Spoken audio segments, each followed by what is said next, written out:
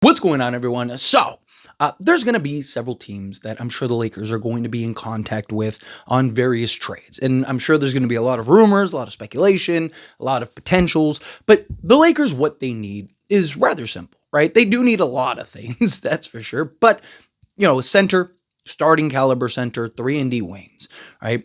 Use some youth, some athleticism, right? That would go a long way. Just some guys that can just be those energizer bunnies for them, right? You saw teams like Houston and, OKC, obviously. And, a lot of the reason the Lakers lost in the Minnesota series was just their guys outworking, out hustling, and out athletic-ing the Lakers players, right? And I mean, it's obvious. Like, you look at the Lakers lineup and it's like, okay, well, you got Luka, not really an athletic feat, right?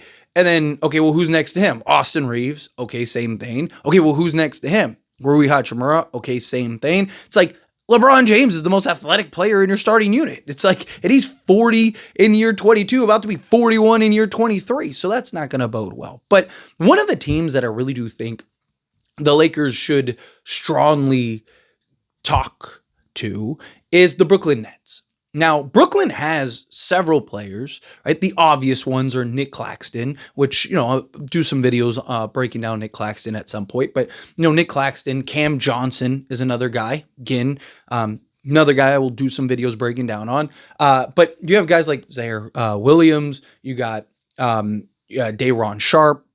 Right, you got several guys, though those two are restricted free agents, just something to keep in mind, right? So Lakers would have to either make offers or maybe work out some sign and trades, which could hard cap them, right? But point is, I mean, even just, Nick Claxton and Cam Johnson would be huge. That'd be a huge pickup and acquisition for the Lakers. You talk about, a legit 3-and-D wing that's coming off of a career year that would slot in beautifully alongside LeBron and Luka Doncic. And then that lob threat, versatile defensive center that can defend, out on the perimeter, into the pick and roll, block shots, do a little bit of everything out there. If you can get a young athlete in a Zaire or, a backup center in Day'Ron, maybe even get all of it, right? Like maybe you just kind of package everything together. But a couple of reasons why I like the Brooklyn Nets. And the reason I think that there is a path to the Lakers maybe getting something done is Rob Pelinka and Sean Marks have a very good relationship, right? Dating back to the Kyrie to the Laker days, right? The only reason the Lakers didn't land Kyrie is because of Joe Tsai, the owner of the Nets. And it wasn't anything to do with the Lakers. It was everything to do with Kyrie. He didn't want to send Kyrie where Kyrie wanted to go because Joe Tsai felt like, oh, if I let him go where he wants, then, it's an ego thing. He didn't want to feel like he lost. So he sent him to Dallas, right? But Lakers did the Dorian Finney-Smith trade, right? So we have a established relationship. We have a trade and transaction in the books. But also another big thing is we know Brooklyn badly wants expiring contracts. Brooklyn this offseason, two things are going to happen. Either A, they are going to end up landing a Giannis or something like that, which in that case, if I'm the Lakers, right, chances are they're going to have to trade Nick Claxton and a Cam Johnson in order to get a Giannis if Brooklyn is able to pull that off. And we know that Brooklyn is on the list of teams that Giannis supposedly is interested in, both LA teams and then both New York teams. So even if they end up pulling off a deal to get Giannis, if I'm the Lakers, I'm going like, hey, right? Like, I understand you need to stay afloat, but that's a lot of long-term salary, right? You know what we'd gladly take? That long-term salary. So here's a Rui, and a whatever else that you need to trade up in order to get those pieces, or maybe you're giving up draft picks, stuff like that, right? So like, even if Brooklyn does end up getting the path to a Giannis, right? Lakers could still swoop in and maybe get those pieces, right? Get Claxton and Cam Johnson. That could make a lot of sense. But the other alternative is if Brooklyn doesn't land Giannis or, another star, right? We'll see who becomes available. But if they don't end up landing another star, then chances are that they're going to want to kind of continue to clear the deck, what they did this past offseason. Clear the deck, try to get as much value as you can, but also just kind of wipe the slate clean. And somebody like Nick Claxton, right? he has 75 million, I think, roughly, left on his contract over the next, I believe it's 3 years still, right? Now, his contract does decline each year, which is beneficial to the Lakers, but it is something where, you could have that argument. Like, hey, we could get you out of the Nick Claxton business. Yeah, Cam Johnson, yeah, we might not have all the assets and stuff that some of these other teams can give you, but you know what you have to take with all those other teams? Long-term money. You know what we got? No long-term money.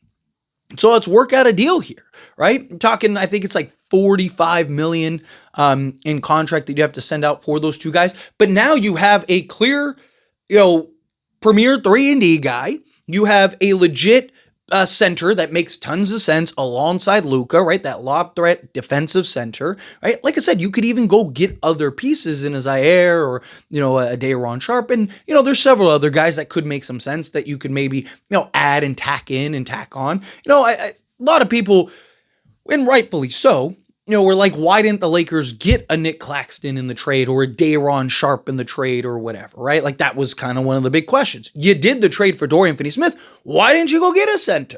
Right? Lakers needed a center. Now, in hindsight, looking back, we know it's because they were trying to do the Mark Williams deal. They thought they were getting the Mark Williams trade done.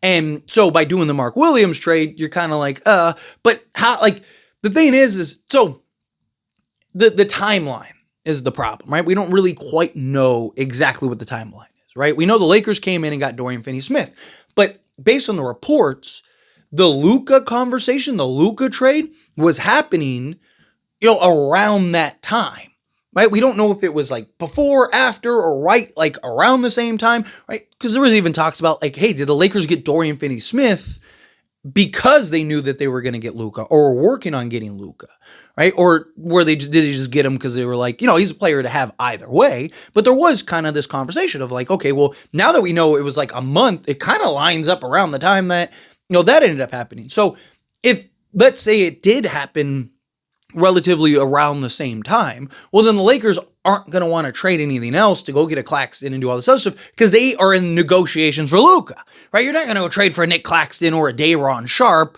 or anything like that. And then now you don't have the assets required to go get Luka, right? So if you're the Lakers, you had to kind of wait for the Luka thing to finish. Okay, and then now we're going to go. And if you remember, there was talks about the Lakers re-engaging with the Brooklyn Nets about a Nick Claxton and Day'Ron Sharpe, but then they went and were able to pull off the Mark Williams trade. And when the Mark Williams trade ended up happening, right, that basically spelt an end to any other center. And then, obviously we all know that fell through, right? That doesn't fall through, then we're all like, you didn't need Claxton, you didn't need Day'Ron, right? Day'Ron I would have liked to have regardless because he's just a big physical, yeah, he's like 6'9", 6'10", but he's like 265, right? So he would have been nice. But point is that I think Brooklyn, when you have that list of things that you want to check off, right? Brooklyn checks off everything on that list. Players that the Lakers desperately need, players that are actually really good in starting level, right? Good relationship, previous history on multiple trades, not just the Dorian Finney-Smith trade, right? Like D'Lo the first time, right? Like for, who was it? Brook Lopez, right? Like, you kind of go down the list of guys that, or things that, the Lakers would need and the relationships and teams that may be willing to give the Lakers a fair trade, fair value. Because that's the key. It's not just finding the trades. It's finding the trades that are beneficial to the Lakers without getting fleeced. And, why were the Lakers able to get Dorian Finney-Smith when Memphis was offering a first-round pick? Because it's like, okay, Memphis's pick is probably not going to be great, and I believe it was protected, if I'm not mistaken off the top of my head. And it's like, okay, yeah, it's still like, okay, a first, use it as a tradable asset, but it's like they valued the expiring contracts more, right? Memphis didn't have the expiring contracts to incentivize Brooklyn.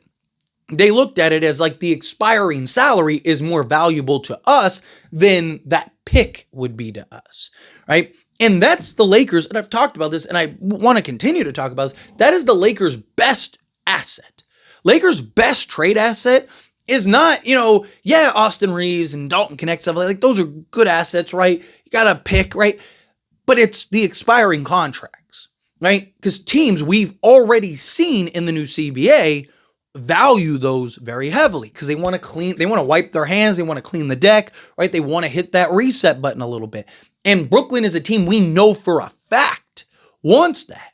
It's why they didn't have a fire sale entirely. Yeah, they traded several guys, but they didn't have a full-blown fire sale because they didn't want to have to take on long-term salary. So anybody that was offering anything, right? There were teams that made offers for Cam Johnson, all this stuff, and they didn't want to do it because they didn't want to have to take on the long-term money that would have came with it, right? So now you look at a team like the Lakers, it's like, hey, we have like $60 million in expiring contracts, right? So we could easily give you $45 million in expiring contracts to take on Cam Johnson and Nick Claxton. Now you got your center resolved, and you got your 3-and-D wing resolved. So now, bare minimum, you got Luka, LeBron, Nick Claxton, and Cam Johnson, and then Austin Reeves, or ideally, I would personally like to get a two-way guy. But nonetheless, right? Like, boom, you're in business. But anyway, as always, this is a discussion. I pass the question on you. Let me know your thoughts and opinions down in the comments below. What do you think? How do you feel with your thoughts? Do you agree with me? Disagree with me? Kind of mixed in the middle? Do you love the idea of the Brooklyn Nets? Either way, down in the comments below. That being said, if you haven't liked this video, hit that like button. It helps me a lot. So we enjoy these types of videos, and I truly appreciate it. Not subscribe channel, hit that subscribe button. Turn on the bell notifications. Appreciate y'all. See you in the next one. Thank you.